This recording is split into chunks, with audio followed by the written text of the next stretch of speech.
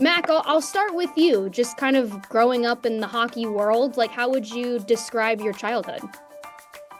Uh, I think it was a pretty fun childhood. I got to kind of see all my dad's players growing up, like in Princeton, that early childhood, and then Penn State a little bit later in the teens. And they were a huge part of, the people who I looked up to, those college hockey players, and kind of inspired me to become one. That was kind of always my goal, to be able to play college hockey and play against or alongside of other people who I always looked up to.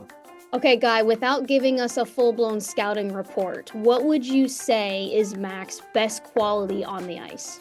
His vision, for sure. He sees the ice really well. I mean, my dad would like to compare us, and he always says Mac's so much smarter player. I don't necessarily agree that he's a smarter player. I think he sees a lot more than I did. So that's always been. He's always had that. I think that's tough to coach. I think you either have it or you don't. And Guy, I want to ask you, what is it like coaching against your son? I'll get to the game last year because holy cow, what a game between these two teams. But what is it like seeing him on the ice when you're on the other bench? Yeah, you know what? I asked Coach Riley about that because he went through the similar situation. And so he was really the only guy that gave me some really valuable advice. He said, you got to catch yourself. You got just make sure you don't talk. Like you're going to watch your son. And if he makes a good play, you can't say anything. So I remember that advice, and I thought it was good advice right up until the time they were beating us 6-2. And then I really didn't care if he was my son. I was like, we need to get back in this in a hurry. So things changed at that point. Mac, what was it like playing on the ice when your coach is the bench boss on the other side? And of course, getting an assist out of it. Yeah, I think the biggest part was like the build-up almost. All the guys know, my dad's on the other bench. So you have some good jokes going on, in the practices beforehand. And in the game, I think there's only like one or two times early on when I kind of looked over. I'm like, oh, that's my dad over there. That's fun. But yeah, usually it was kind of just looking to get the win, which unfortunately we didn't. But it was a great game for sure. Mac, what would you say your favorite memory from childhood would be with you and your dad? I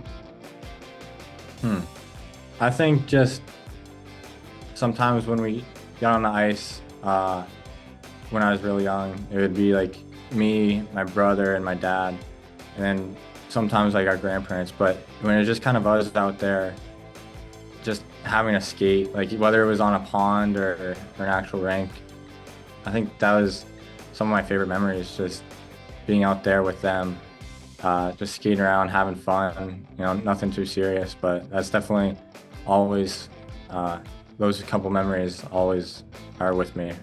I actually think my memory is similar to Mac. I think the times when it would be Mac and Magnus, Mac's brother, and myself, and my dad and their grandfather.